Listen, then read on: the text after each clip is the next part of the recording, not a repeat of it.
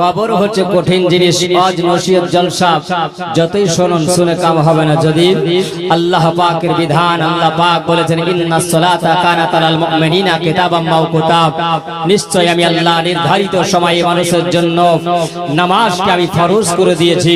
বান্দারে তোমরা সালাতের ধাবিত হয়ে যাও। মহান আল্লাহ পাকের অর্ডার। আব্বাজি আমার সোনা মানিকেরা সুবহানাল্লাহ। আমার নবী যখন এই কবর সম্পর্কে আমার নবী বলেছিলেন, আমার নবী বলছে জানো মানুষ যখন ইন্তেকাল করে যায়, মারা যখন যায় সুবহানাল্লাহ, তারপরে মানুষের ওই মানুষ যখন ইন্তেকাল করে যায়, ইন্তেকালের পরে আমরা কি করি? এলান করি না? যমক মারা গেছে, মরে যাওয়ার পরে সুবহানাল্লাহ ওই মানুষটাকে আমরা কি করি? গোসল দিই। গোসল দিত, গোসল দেওয়ার পরে সুন্দর করে আতর সুরমা লাগিয়ে দেওয়ার পর তাকে নিয়ে যাওয়া হয় কোথায়? ঈদগাহ ময়দানে, না হয় জানাজার ময়দানে, কবরস্থানের ময়দানে নিয়ে যাওয়া হয়। ওই জায়গায় যারা জানাজা কমপ্লিট হয়, জানাজা হয়ে যাওয়ার পরে তাকে কবরে নিয়ে যাওয়া হয়। কবরে যখন নিয়ে যাওয়া হয় বিসমিল্লাহি ওয়া আলা মিল্লাতি রাসূলিল্লাহি ফি সাবিলিল্লাহ, আল্লাহর রাস্তায় তাকে সুন্দরভাবে শুইয়ে দেওয়া হয়। তুমি রাসূল দরের মানুষ বলে তাকে শুইয়ে দেওয়া হয়।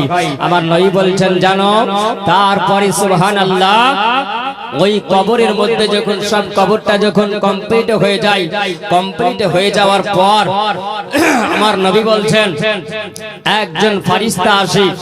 শরহে সুদূর হযরত আল্লামা সিদ্দিক রাহমাতুল্লাহ আলাইহি এই কিতাবের মধ্যে লিখছেন, বলছেন যে সুবহানাল্লাহ ওই কবরের মধ্যে একটি ফেরেশতা আসে। ফেরেশতাটা হলো ভয়ঙ্কর চেহারা, তার চোখগুলো হবে নীল বরণের চোখ হবে, আর নাকটা বড় হবে, লম্বা হবে, দাঁতগুলো বড় বড় হবে। সুবহানাল্লাহ যখন ওই ফেরেশতা কবরের মধ্যে যখন আসে, তখন কবরে যখন আসে কবরের মাটিগুলো ভূমিকম্পের মতন কাঁপতে আরম্ভ করে, এত বিকট আওয়াজ হয়ে যায়। কবরবাসীকে জীবিত করা হয়। যখন জীবিত করা হয় ওই ফেরেশতা চলে আসার পরে ওই ফেরেশতা তাকে জিজ্ঞাসা করে, বলে ও আল্লাহর বান্দা বলো আল্লাহ পাক তোমাকে পৃথিবীকে রেখেছিল আল্লাহর কোরআন উঠান, আল্লাযী খালাকাল মাউতাল হায়াতা লিয়াবলুকুম আইয়ুকুম আহসানু আমাল ওয়া হুয়াল আজিজুল গফুর। আল্লাহ পাকের কোরআন সাক্ষী দেয়, বলে বান্দা বান্দিরা তোমরা শুনে নাও, আমি আল্লাহ তাআলা তোমাদেরকে আমি আল্লাহ সৃষ্টি আমি আল্লাহ করেছি।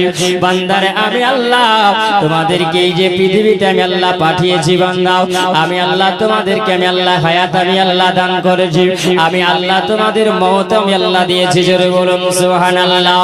আল্লাহ পাক রব্বুল আলামিন বলে বান্দারে তোমরা ওই হায়াতি অবস্থাতে যখন তোমরা পৃথিবীতে থাকবে বান্দাও, আমি আল্লাহ তোমাদেরকে পাঠিয়েছি। আমা খালাকতুল জিন্না ওয়াল ইনসা ইল্লা লিয়াবুদুন। আমি আল্লাহ তাআলা তোমাদেরকে আমি আল্লাহ তাআলা পাঠিয়েছি, দুটো জাতিকে আমি আল্লাহ পৃথিবীতে পাঠিয়েছি, একটা হলো জিন জাতি, একটা হলো মানব। একটা হলো মানুষ আর একটা হলো জিন। আমি আল্লাহ ওই দুটো জাতিকে আমি আল্লাহ সৃষ্টি করলাম। আমি আল্লাহ তাআলা তোমাদেরকে একমাত্র আমার উপাসনা আরাধনা কৃতজ্ঞতা জ্ঞাপন করার জন্য আমি আল্লাহ পাঠিয়েছি। বান্দা তোমরা যদি আল্লাহ পাকের ইবাদত যদি না করো, আল্লাহর কোনো ক্ষতি হবে না, আল্লাহর কোনো লস হয়ে যাবে না। বান্দারে যদি তোমরা আল্লাহর যদি ইবাদত যদি না করো, আল্লাহ পাক বলে ওয়ালাকাদ জারাগানের জাহান্নামা কাসীরাম মিনাল জিন্নি ওয়াল ইনস। আমি আল্লাহ তাআলা ওই দুটো জাতির জন্য আমি আল্লাহ শাস্তির জায়গা রেখেছি।